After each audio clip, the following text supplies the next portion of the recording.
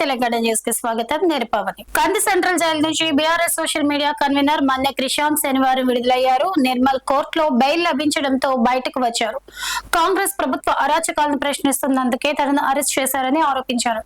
Back to question అని రాసి ఉన్న టీ-షర్ట్ ధరించి బయటకు వచ్చిన ఆయన ప్రజల తరఫున తన పోరాటం కొనసాగుతుందని స్పష్టం చేశారు. జనగణనలో భాగంగా తెలంగాణలో జరుగుతున్న సెల్ఫ్ ఎన్యూమరేషన్ ప్రక్రియ రేపటితో ముగియనుంది.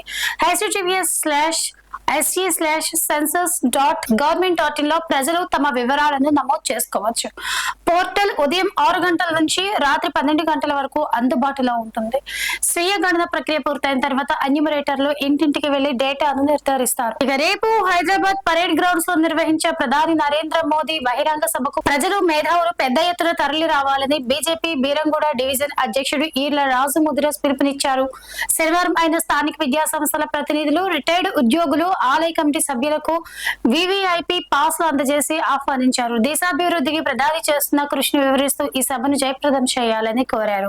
అభివృద్ధి కోసమే రాష్ట్రాన్ని ప్యూర్ రేర్ గా విభజించామని సీఎం రేవంత్ తెలిపారు. పార్లమెంటరీ స్టాండింగ్ కమిటీ భేటీలో మాట్లాడుతూ ఓఆర్ఆర్ లోపల క్యూర్ ఏరియాను సర్వీస్ సెక్టర్ గా, ఓఆర్ఆర్ మధ్య ప్యూర్ ఏరియాను తయారీ రంగంగా, ట్రిబుల్-ఆర్ బయట రేర్ ఏరియాను అగ్రి సెక్టర్ గా భావిస్తున్నామని చెప్పారు.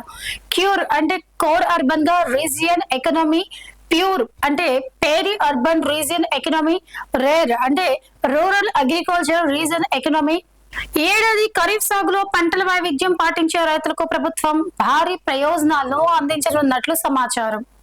పప్పు ధాన్యాలు, నూనె గింజలు, ఉద్యాన పంటలు, చిరుధాన్యాలు సాగు చేసే ఎకరాకు 10,000 రూపాయల చొప్పున ఇవ్వనున్నట్లు తెలుస్తోంది. అలాగే మద్దతు ధరను మరిన్ని రాయితీలను కల్పించనున్నట్లు ప్రభుత్వ వర్గాలు చెబుతున్నాయి.